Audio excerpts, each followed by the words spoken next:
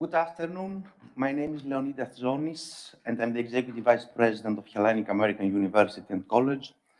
And I'm here today to present you the next session on provide and transformative educational experience for all students. We are very privileged to have with us today Mr. Michael Soanfeld from Duke University. He is actually the university's Vice President for Public Affairs and Governmental Relations. He has a very, very long experience in the area, since before that he was the Vice Chancellor of Vanderbilt University in Knoxville, Tennessee, again for public relations, public affairs and government relations. And before that, he was actually working in the industry. Welcome, Mr. Soanfeld. Thank you very much for making the time to be with us here today. Thank you very much. Thank you for having me. And I only wish I could be there in person. Let's hope that this will be feasible next time. Absolutely. If it's okay with you, we can straight start with a series of questions that we prepared, and we hope that through your answers, we will benefit from your experience and knowledge. Please do. Look forward to it.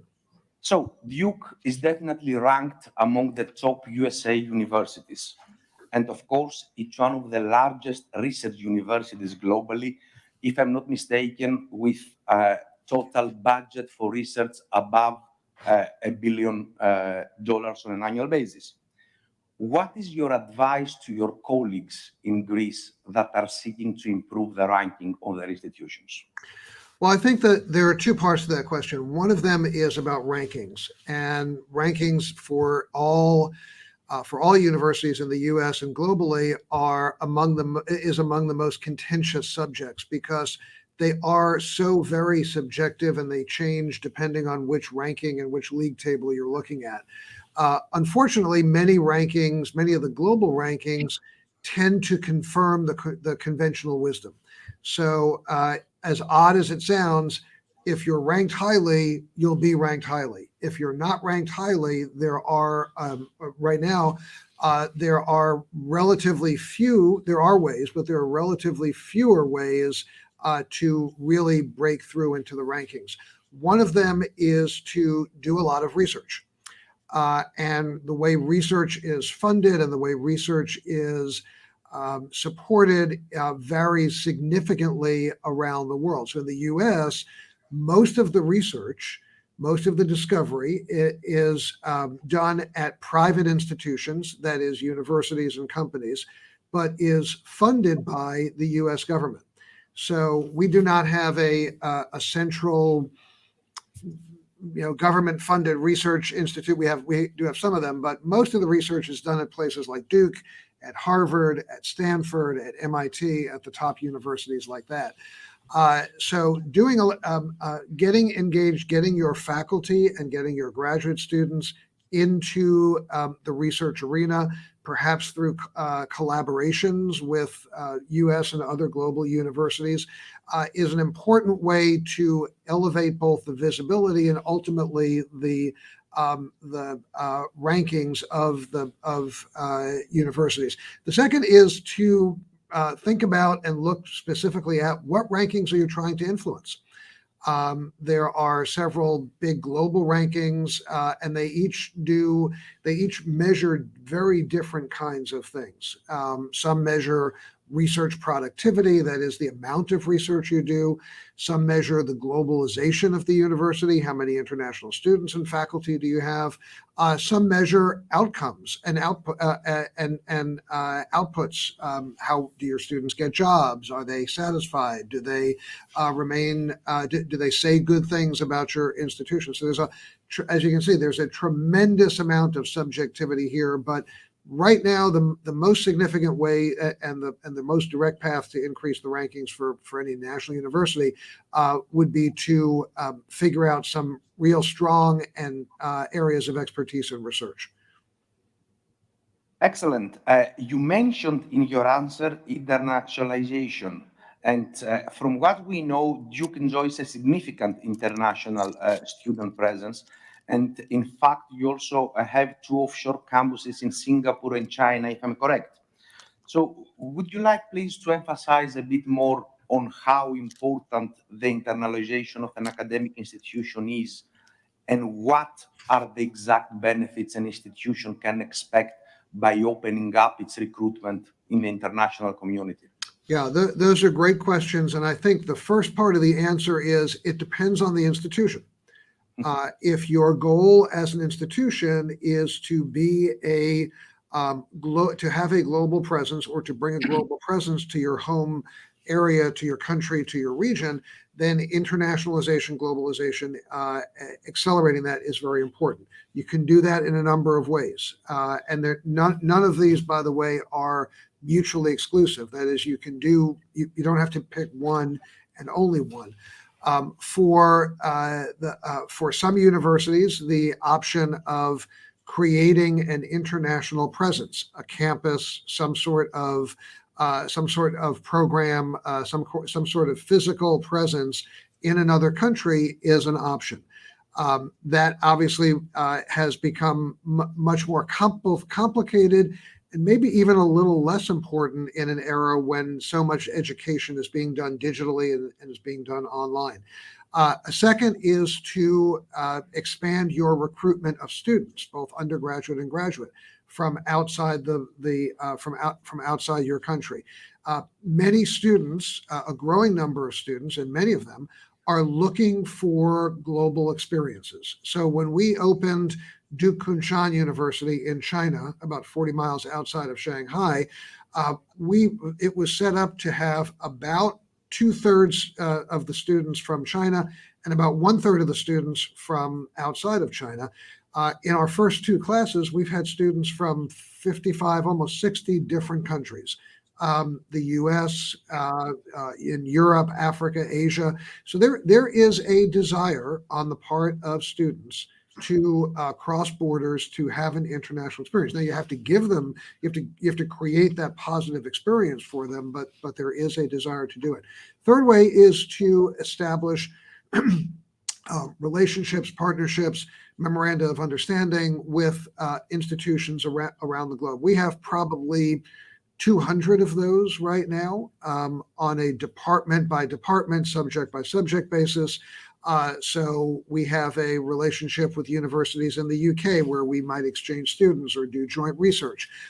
We have a Global Health Research Center in Tanzania. We have relationships with the universities there where we, again, exchange information, exchange student experiences and other things. So having those global connections and global relationships, particularly if you can bring something to the table in terms of expertise and resources at your university, are very vital. Last area, and there are many others, but last area I'll mention is research collaboration. To the extent that as a research university, you have collaborators. So much of today's research, particularly in biomedical research, technology, information technology, artificial intelligence, quantum computing, these subjects transcend borders. They are not limited to a room or to a campus building. They're around the world. So most of the research that's done by faculty at Duke involves collaboration with institutions, many of which, maybe most, are global institutions. Last thing I'll say is none of this happens organically, and well, some of it happens organically, some of it happens by accident. But to really be to globalize your recruitment, your research, your partnerships, connections, requires an investment on the part of the institution in people and travel. These things they'll come in, but the universities that have done the most in the way of globalization have made a very concerted investment in and identified, hired literally ambassadors that are establishing the relationships around the world. That's absolutely essential. So can we keep that the exact strategy for internationalization depends pretty much on the specific characteristics of the institution that seeks to expand internationally? Indeed. Yeah, you can't wake up one day and say, aha, today we're going to be a global institution if you have nothing to bring to the table. So you have to take a close look, a hard look, a realistic look at what is it that you as an institution can bring to the table, and what are you willing, able to do that is unique to your institution? Why would Duke University want to establish a relationship with the Hellenic American College? And then you start those conversations, and you look at that, and you look for areas of mutual interest, and you look for areas of complementary interest, and you look for areas sometimes of competitive interest. But at the end of the day, it's got to be these kinds of relationships, these partnerships have to be mutually beneficial in both directions.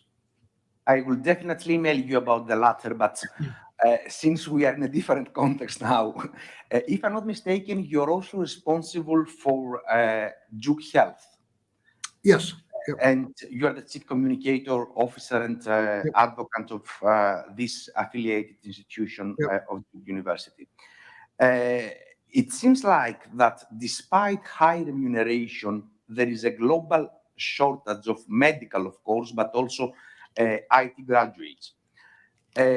First of all, would you help us to identify whether or not this is a phenomenon that is supply-driven or demand-driven, and what higher education institutions can do in order to confront or to cope, if you wish, with increasing demand? Yeah, so I think it's both supply and demand. The supply challenge is, healthcare information technology have become exponentially pervasive and exponentially complicated. And the number of and the diversity of people that are needed to maintain every part of that system. We're not just talking about specialist physicians and researchers in the laboratory. We're talking about technicians. We're talking about patient transporters, people who move patients from one room to another. We're talking about home health aides, people who are delivering healthcare inside the home. Our biggest challenge right now is recruiting and is recruiting nurses. So the nursing shortage in the United States has been acute for a long time. It has gotten dangerous in the past 2 years, during COVID, and now we hope in the post-COVID era. We have, our hospitals are constantly searching for nurses. And then on the demand side, the compensation and the pay for nurses and other health professionals has, again, I can only speak for the U.S. right now, has increased dramatically. So costs that we thought were fixed at one point, a year ago, are now 2, 3, 4 times what they were before. So that's a demand issue. That's a supply issue. Likewise, on the IT side, for higher education, it is very, very, very difficult to compete with industry for information technology. I'm in Durham, North Carolina right now, in an area you may have heard of called the Research Triangle Park. It is one of the most intensely places populated by research institutions and technology firms in the world. We are in the midst right now of a significant boom. Apple is moving thousands of people and creating thousands of jobs now here, 8 miles from where I'm sitting. Google has just opened a major engineering center in downtown Durham. It is 1.5 miles from where I'm sitting right now. And they are hiring engineers. Microsoft, every other major tech company is moving in here. So in a very short time, we have gone from being a great destination and a place that particularly IT professionals wanted to work, to now having to compete against some of the wealthiest and most successful and largest technology companies on the planet for talent. And there's a lot of talent here, but like any place, talent is going to gravitate to companies where they are valued and compensated and have challenging things to do. And that just got a lot tougher for Duke University and for a whole lot of other universities, nonprofits, other businesses here in the Triangle region. So all of this is this is not static. This is happening in real time here in Durham. Absolutely. Let me turn to another subject. Income inequalities are at the forefront of discussions constantly, basically, but especially among students. Could you please help us to better realize how income inequalities affect performance of students and whether or not your institution or general institutions in states do come up with specific ways and strategies to address the needs of students from low and middle income family background? Yes, it is probably it's certainly one of the most intense matters of debate and concern among higher education professionals in the United States. So I can talk about that. First of all, it's important to remember that across the U.S. we have a maybe odd or different system of higher education in that we don't have a system of higher education. There are 5,000 colleges and universities across the United States. The federal government owns 3 of them, the military service academies. Everything else is a mix of not-for-profit, like Duke University, a private not-for-profit, state-operated institutions like the University of Michigan or the University of Florida or the University of Tennessee, and private for-profit institutions, which make up a notable but very, very different part of the higher education landscape. So for Duke University, we're a highly selective Ivy League type university that is fortunate to have a very significant endowment, and we are one of about maybe 15 or 20 universities in the country that admit students without their ability to pay, without regard to their ability to pay. That is, when you apply to Duke, this year we had 50,000 applications for 1,700 spots in the freshman class. So we admitted about 4% or so of those students who applied. That is, we turned away 96% of the people who wanted to come to Duke. Of those students, we admit those students regardless of their ability to pay. We don't look at their ability to pay, and it costs about $80,000 a year to come to Duke. So we admit them without their ability to pay. If we admit them and they come to Duke, then we meet their full need, their full demonstrated financial need. If you as a student, I went to Duke because in large part because Duke made it possible for me to attend college here, even though my family could not afford to pay anything close to the full tuition. And we do that mostly through scholarships and through other kinds of grants and other sources of funding. So if Duke has a very, very strong commitment to addressing the affordability and access to a college education, regardless of your background. But we are a small institution. There are 20 million students in college in the United States, and we enroll about 7,000 of them. Now, there are many, many colleges in the U.S. that are much more affordable, that are much less expensive than Duke. They're typically public institutions. There are many colleges in the United States that offer scholarships and other kinds of funding to make it possible for students to attend. But there's not a universal, at the moment, there's not a universal policy in the U.S. about it. Frankly, the best opportunities for students who do not otherwise have the means to attend college will be at a place like Duke. It's paradoxical, but it's the truth right now. Thank you very much, and accept my apologies for switching from one topic to another, but you want to cover as much as you can for a short period of time. So I'm trying to make use of your experience as much as possible. Online teaching. Mm-hmm. Long discussions over the last couple of years. Obviously, it received a huge boost basically because of the pandemic. The vast majority of people say that it came to remain with us. However, there are opposite opinions, that it cannot fully serve the in-depth necessity, the necessity, sorry, for in-depth learning experience and knowledge. What is your position on this, and what is the future you see with online teaching and other alternative ways and methods of teaching? Yeah, so it's a great question. And the answer I will give you, again, we'll start off with, it depends. There are many high quality, very high quality online programs that have existed for a long time. Duke, our business school, had one of the earliest online MBA programs, a global MBA program that we started 25 years ago.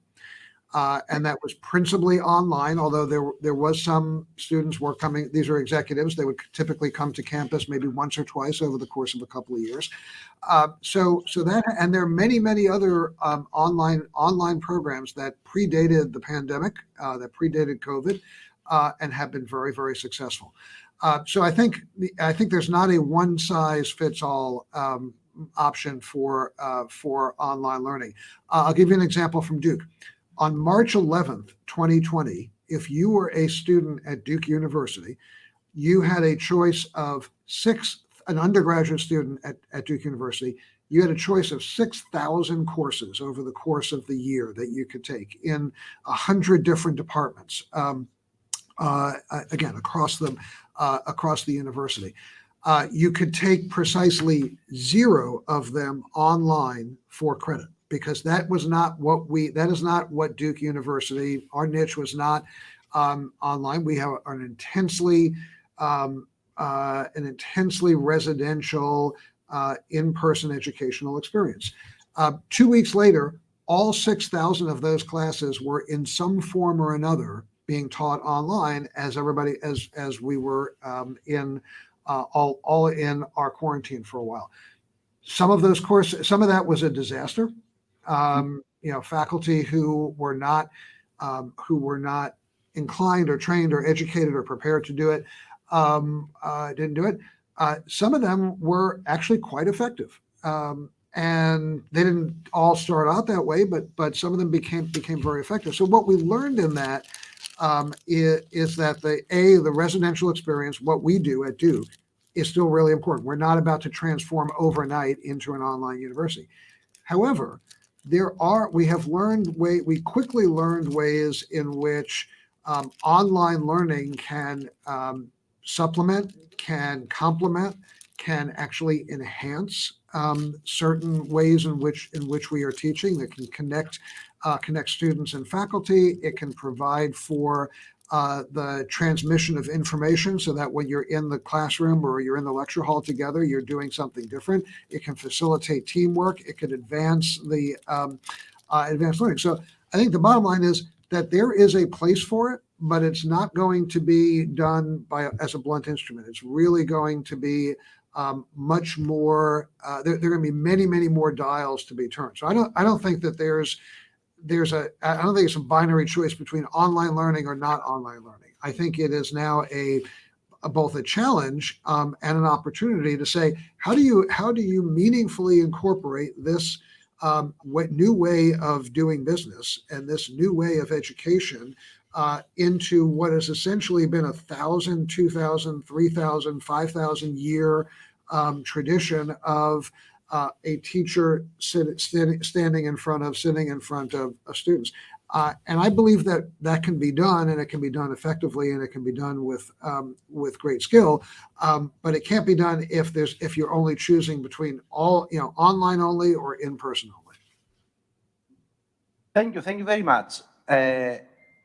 In a similar issue, fast teaching and condensed curriculums are quite frequently accused of not allowing the necessary time for knowledge to set in, and may well fall short of traditionally taught courses in terms of quality. Do you share this view? Well, I think it depends on what you're trying to teach. There are some things that the idea that every single, and this is something that is very controversial with educators, but the idea that every single subject, regardless of its complexity, regardless of its breadth, regardless of the preparation of the students, that every single subject on Earth can and must fit into a 16-week, two times a week classroom environment is, I don't know, seems to me kind of a bit ludicrous. There are subjects, there are ideas that can be taught over a very short period of time, and there are ideas and things that can't be taught over a lifetime. So I think that if anything, if the world that we're in now liberates us maybe a little bit more to look at that and be flexible, then I think that benefits the students most of all, but it benefits society as well. Now that runs headlong into things like accreditation and regulation and oversight, which are very, very focused on making sure that everybody is doing the same thing at the same time. And that, I think over time, that is going to be one of the critical hinge points for higher education. Will we be able to adapt to this environment? I would say, I'll give you my answer. The answer is, I think we can, because we've been doing it for a couple of thousand years already. But it may not necessarily look like what it is today. Absolutely. Thank you. Alumni. It seems like it is extremely important, especially for the United States University. So how important is specifically to Duke, and what benefits, generally speaking, an active alumni association can generate for the institution? So alumni are absolutely essential to, I would say, to any university, but especially to a university like Duke. So we have 190,000 alumni around the world. Duke is a very young place, by the way. I realize when I'm talking to somebody in Greece, when I say young, I'm like, really, really young. We're not even 100 years old yet. So we are a very young institution. We have about 190,000 alumni around the world. They are, and I'm one of them. They obviously support the university financially as a private institution. We rely on that kind of support. It's very important. It makes up a fairly significant part of our budget, both on an annual basis and then through the endowment. But more importantly, they represent they're a network that all of our current students can tap into, and that they can connect among themselves. So we have alumni clubs in, 50 cities around the world. We have activities both in person and online in a variety of ways. We provide courses. We provide various benefits to our alumni. We're seeking engagement, and we're seeking people to be engaged with the university in a variety of ways. And alumni are also very valuable teachers. So we have alumni who come back to Duke and who are willing to very, very distinguished people, very accomplished people who are willing, eager even to contribute their time, their talent, teach a class, give a lecture, because they have a connection over the years to Duke. So alumni are, it sounds a little odd and it sounds a little quirky, but alumni are absolutely as much a part of the fabric of the institution as any other group of stakeholders. Thank you. Thank you. We discussed about income inequalities a while ago, a few minutes ago. And since it seems like we have some more time, let me come to a question that is related to the actual, something that is perceived, at least from a European perspective, as a bit problematic, allow the expression. Higher education in the US is seen as to be quite expensive. And in fact, the vast majority of students are undertaking some debt obligations in order to complete their studies.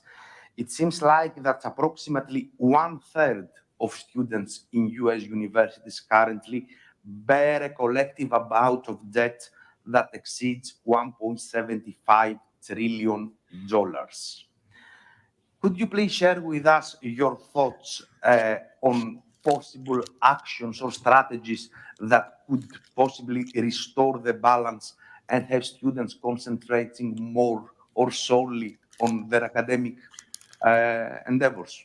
Yeah, so great question. First thing I just want to note is the vast majority of students in the U.S. are not taking on debt. As you just noted, there's about a third of the students those 20 million or so students in the U.S. take on some form of debt. A significant amount of that dollar amount is related to debt that has come from for-profit institutions that have taken advantage, frankly, of the ability to get for students to get debt and have not been very good actors, frankly, in all of this. So there is a part of that that's really important. But I think most important is you have to look at the wide range of universities in the United States. There are of those 5,000 colleges that I mentioned. There are several dozen that cost what Duke costs, that about $80,000 a year. There are 4,500 others that don't. So you can go to an excellent the University of North Carolina at Chapel Hill is 8 miles away from here. It is one of the great public universities of the U.S. It's one of the great public universities of the world. It is you get an extraordinary experience and education, and it is about 1/4 of the cost of Duke University because it is for North Carolina residents. So you have a lot of choices within the U.S. For what you do, for where you go to school. And how much you are willing, and ultimately, if you're not willing to, or not interested in, or don't want to assume that debt, you don't have to. You have many choices in the educational firmament. Now that said, student debt is a significant issue. There are too many students who have taken on too much debt for degrees that have difficulty repaying. The single biggest problem for debt right now, for student debt, are students who take on debt but don't complete their degrees. And I don't think we have a good answer to that yet, but we have to continue figuring out how to do it. If you complete your degree, you're going to be on a very good path. Not everybody, but you're going to be on a very good path. If you take on debt and then don't complete your degree, that is the trap that we have to figure out how to get people out of. You still need to repay your debt. Yes. Yeah. So it's almost a tragedy. If for some people, for too many people, yes. But it is again, it's a very it's a complicated issue that doesn't necessarily lend itself to a single blunt instrument solution. So thank you very much for managing to fit in your busy schedule this session. We are honored. Thank you very much. Thank you. We look forward to welcome you in Athens or in Thessaloniki next time. Thank you. I very much look forward to it. Thank you very much for the opportunity to speak to you today, and good luck with the rest of the conference. Thank you.